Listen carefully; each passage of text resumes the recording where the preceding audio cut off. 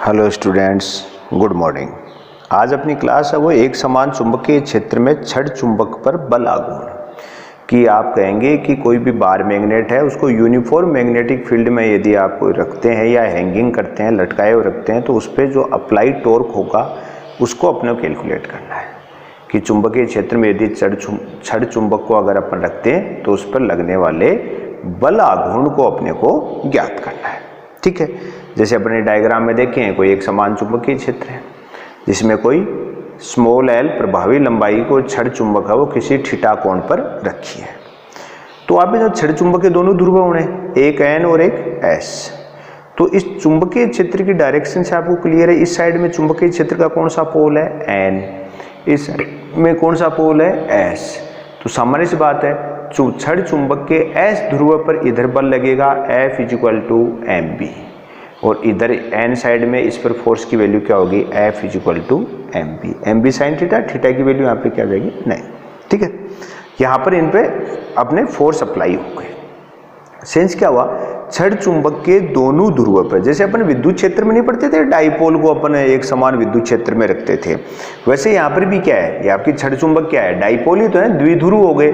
तो इसके दक्षिणी ध्रुव के ऊपर तो mb की लगने वाले बल mb का मान इधर होगा और इस पर लगने वाले बल का मान mb इधर होगा, नॉर्थ वाले पर। ठीक है, मतलब क्या हुआ, दोनों बलों का देखो मान समान है और दिशा क्या है, प्रति समांतर है, तो परिणामी बल तो क्या हो जाएगा, 0।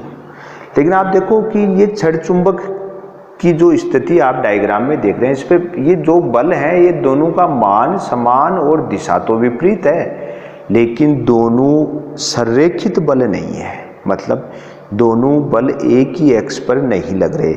इस कारण क्या है, संरेखीय बल नहीं होने के कारण ये इसमें क्या करेंगे, घूर्णन उत्पन्न करेंगे, और घूर्णन के कारण क्या होगा, बल आघूर्ण होगा, जिसका मान अपने को ज्ञात करना है। ठीक है, तो अपन थोड़ा सा थ्योरी के ऊपर बात करें। अपन कहेंगे माना जो अपना डायग्राम है उसको एक्सप्लेन तो करना है भाई। माना एक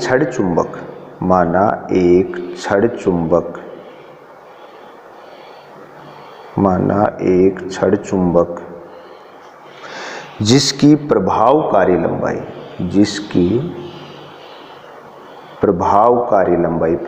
लंबाई जानते हैं, ध्रुवों के मध्य की दूरी, प्रभावकारी लंबाई क्या मानी है डायग्राम में आपने, स्मॉल एल, प्रभावकारी लंबाई स्मॉल एल, तथा ध्रुव प्रबलता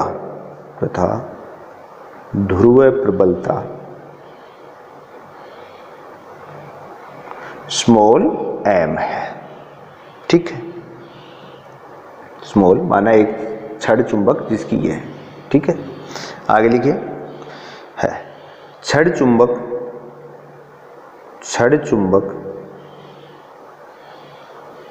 एक समान चुंबकीय क्षेत्र, छड़ चुंबक एक समान चुंबकीय क्षेत्र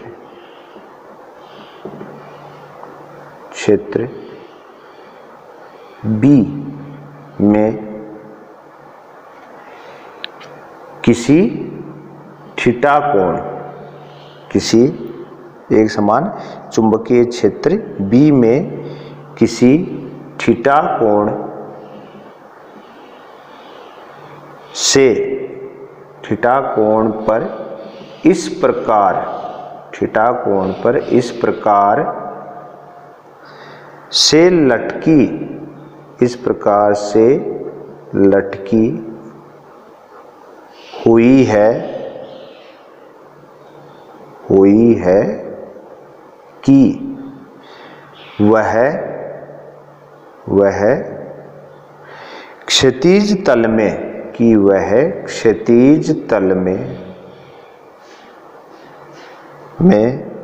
घूमने के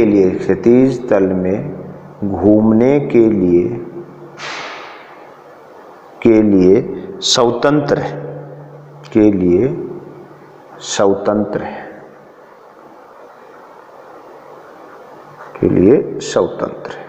ठीक है, अपन देखो डायग्राम को एक्सप्लेन कर लिया। छड़ चुंबक की लंबाई क्या है, स्मॉल एल है, प्रभावकारी लंबाई है, ध्रुव प्रबलता स्मॉल एम है, ठीक है। एक समान चुंबकीय क्षेत्र बी में ये लटकी हुई है, किससे, थीटा कोण पर इस प्रकार से लटकी हुई है कि वह क्षैतिज तल में, मतलब ऐसे लटका दी तो ये अपने क्षैतिज तल में ऐसे घूमने के लिए स्वतंत्र है, ठीक है।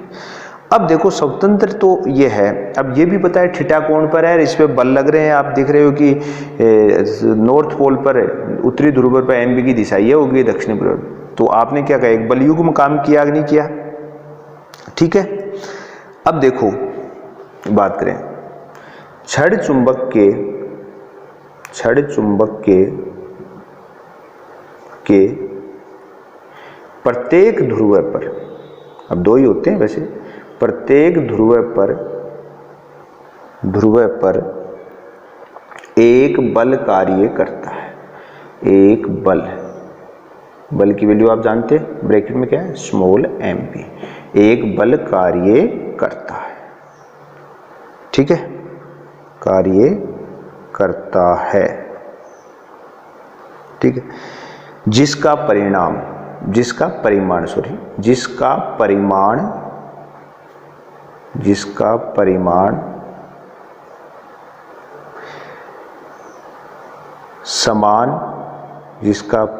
समान तथा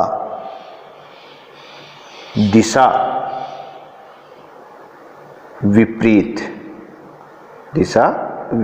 है।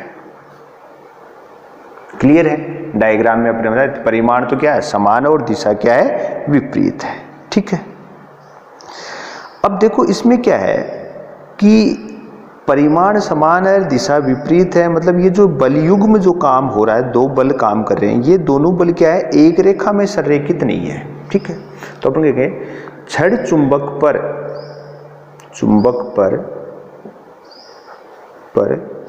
चुंबकीय क्षेत्र के कारण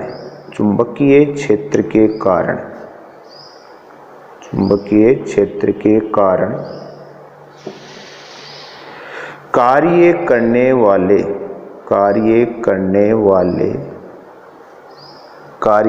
वाला बलयुग्म कहते हैं, कार्य करने वाले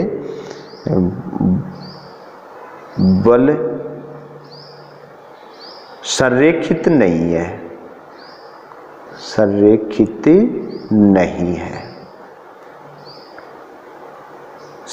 नहीं है। मैंने आपको पहले भी अपन चैप्टर में डिस्कस कर चुके हैं, संरेखित का अर्थ होता है एक ही बिंदु पे या एक ही अक्ष के अनुदिश का। अब आप भी जानते हो इस एम बी का अक्ष तो ये हो गया और इसका ये अक्ष हो गया, तो आप भी जानते हो एक अक्ष कैसे होगा, अगर ये ही एक बल इस डायरेक्शन में लगता है, एक बल इस डायरेक्शन में लगता है, तो संरेखित होते हैं, ठीक है। तो ये दोनों बल क्या है, संरेखित नहीं है। बस जैसे एक तो इस सिरे पे लग रहा है, एक इस पे लग रहा है, तो संरेखित नहीं है, लेकिन एक बल आपको इधर लगाए और एक बल आप इस पे इधर लगाएं तो ये संरेखित है। लेकिन जब संरेखित नहीं हो, एक इधर लग रहा है नीचे की साइड में, एक ऊपर, तो ये देखो ऐसे घूर्णन पैदा करते हैं, संरेखित नहीं है, ठीक है। जिस कारण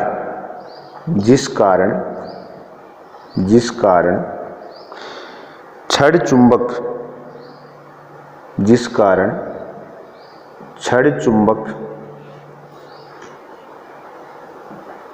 में आघूर्ण उत्पन्न होता है, छड़ चुंबक में आघूर्ण उत्पन्न होता है, आघूर्ण का अर्थ होगा घूमेगी, आघूर्ण उत्पन्न होता है,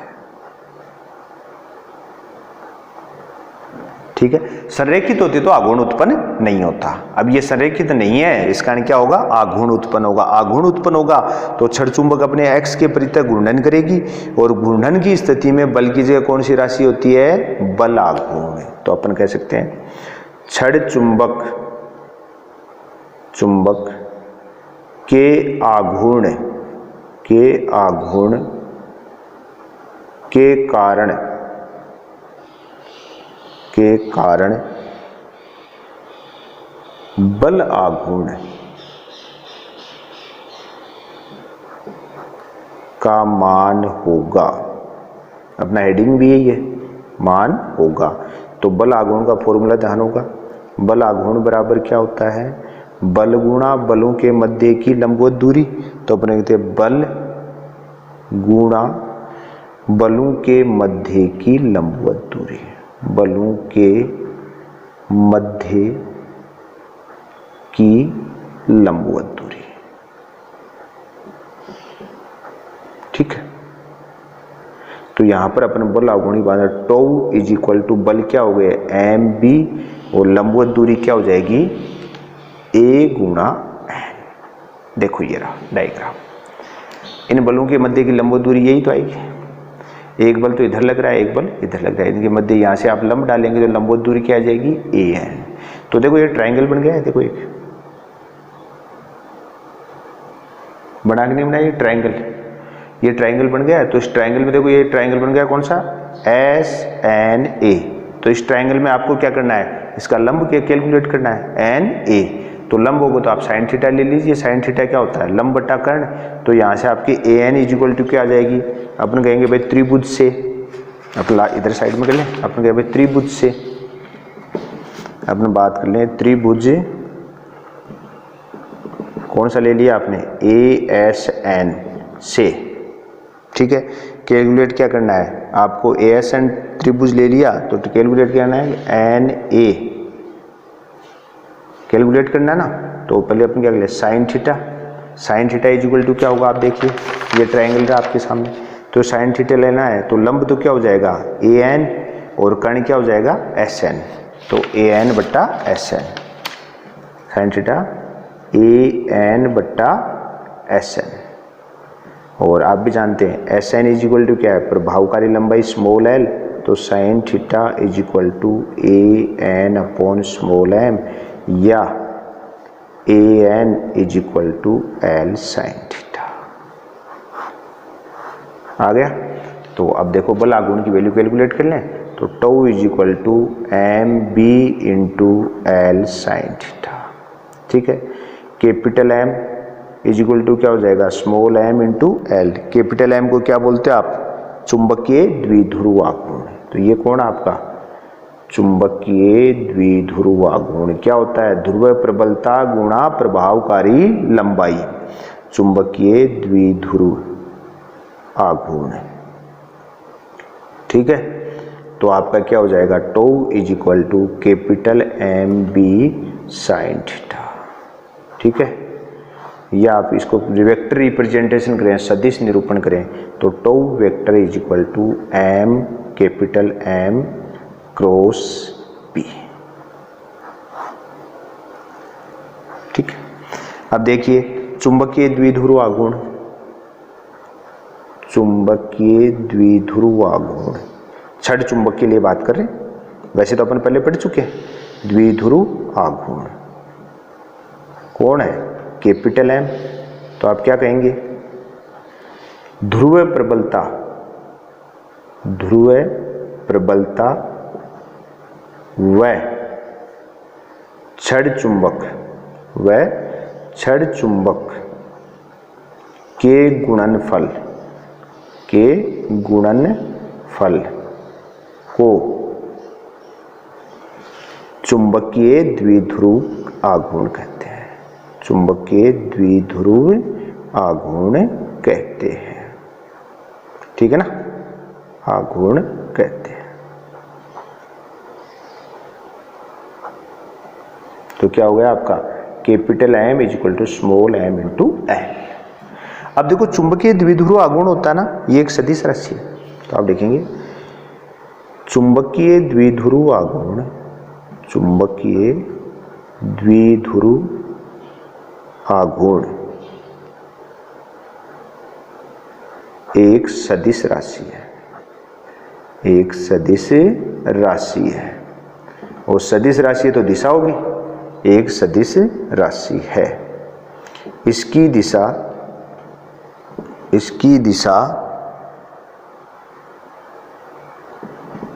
द्विध्रुव x, इसकी दिशा द्विध्रुव x के अनुदिश, द्विध्रुव x के अनुदिश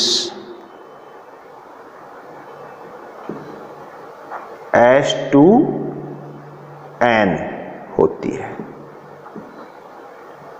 मतलब दक्षिण ध्रुव से उत्तर ध्रुव की की ओर। क्लियर हुई? तो देखो यहां पर अपन ने क्या किया, चुंबक छड़ चुंबक का बल आघूर्ण, छड़ चुंबक का जो आपका है उस पर क्या किया, बल आघूर्ण। तो बल आघूर्ण क्या है, tau is equal to M B sine theta, या tau vector is equal to m cross b. यहाँ पर अपने मैंने आपको कैपिटल एम है उसको किसके क्यों लिखा, small M into L. Small M क्या होता है, ध्रुव प्रबलता, स्मॉल एल क्या होती है आपकी प्रभावकारी लंबाई। तो आप क्या कह सकते हो, ध्रुव प्रबलता और आपकी छड़ चुंबक, ध्रुव प्रबलता व छड़ चुंबक की, देखो यहाँ पे मिस्टेक कर दी ने, छड़ चुंबक के गुणनफल ने, छड़ चुंबक की प्रभावी लंबाई,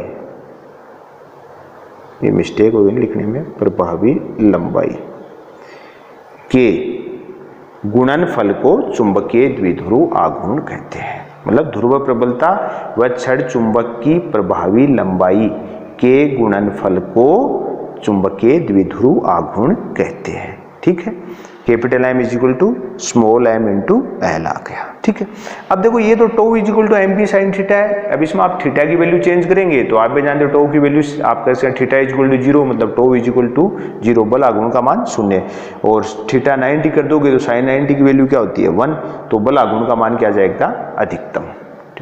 ठीक है ना। तो इसको अगर अपन बात करें अपने कैलकुलेट में, तो अपने इतना सीखा, एक छड़ चुंबक ली, इसको अपन एक समान चुंबकीय क्षेत्र में लटका दिया, जो कि चुंबकीय क्षेत्र से क्या बना रही है, थीटा कोण बना रही है। थीटा कोण बनाएगी तो चुंबकीय क्षेत्र के कारण इसके ध्रुव पर एक बल लगेगा, उसका मान होगा m इंटू बी। जैसे विद्युत क्षेत्र में क्या लग जाता है, F बराबर QE, ऐसे लग गया। ये बल क्या देखा अपने की मान में तो समान है, दिशा में विपरीत है, परंतु ये दोनों बल क्या है, संरेखित नहीं है। संरेखित का अर्थ होता है एक ही एक्स पे लगना। संरेखित नहीं होने के कारण ये क्या करेंगे, इसमें घूर्णन पैदा करेंगे। घूर्णन करेंगे तो छड़ चुंबक क्या होगी, जैसे ये है तो अपने एक्स के प्रति ऐसे घूर्णन करने अब शुरू करेगी। जब छड़ चुंबक अपने एक्स के प्रति घूर्णन करेगी तो सामान्य सी बात है बल आघूर्ण होगा, और बल आघूर्ण का मान क्या होता है, बल गुणा बलों के मध्य की लंबवत दूरी। ठीक है, बल, तो बल की वैल्यू तो के पास क्या है एम बी, और लंबवत दूरी आप जानते हैं, एक बल तो यहाँ लग रहा है इस साइड में, एक बल है तो इनके बीच की ये हो गई लंबवत दूरी। तो यहाँ से अपने लंब डाल दिया, जिसको क्या मान लिया AN। तो ये लंब डालने के बाद में ये ट्राइंगल बन गया NSA। तो लंब ज्ञात करना है इस ट्राइंगल का, इस त्रिभुज का, तो लंब के लिए आप क्या करें, साइन थीटा ले लीजिए। साइन थीटा लेंगे तो लंब बट्टा कर्ण, कर्ण कौन है S/N, इसकी ये क्या है प्रभावकारी लंबाई, तो अपने इस क्या कर लेंगे, तो अपने क्या आ जाएगी L साइन थीटा। आपका लंब AN का मान क्या जाएगा, L sine theta. L sine theta अपन जैसे पुट करेंगे, पुट करने के बाद में अपने पास देखो ये चीज बन गई, two is equal to M B into L sine theta. Capital M को हम अपने स्मॉल एम इंटू एल को क्या लिख दिया, कैपिटल एम। ये क्या है, चुंबकीय द्विध्रुव आघूर्ण, तो टो इज इक्वल टू आ गया एम बी साइन थीटा। और चुंबकीय द्विध्रुव आघूर्ण क्या है, ध्रुव प्रबलता इंटू प्रभावकारी लंबाई। ठीक है, और साथ में मैंने कहा कि एक सदिश राशि है, क्या है, एक सदिश राशि है। दिशा हमेशा क्या होगी, आपके द्विध्रुव के अनुदिश, और वैसे क्या कहोगे आप, दक्षिण ध्रुव से उत्तर की ओर। और चुंबकीय क्षेत्र क्या होता है बाहर, उत्तर से दक्षिण की ओर। ऐसे आप भी जानते हो विद्युत क्षेत्र वाले में भी जो द्विध्रुव आघूर्ण था उसकी भी दिशा क्या होती थी, माइनस से प्लस, और विद्युत क्षेत्र क्या होता था, प्लस से माइनस। ठीक है, तो ये आज अपनी क्लास थी, और बाकी अपने इसके आगे के टॉपिक अपने नेक्स्ट क्लास में लेंगे। आज के लिए इतना ही। ठीक है, थैंक्स।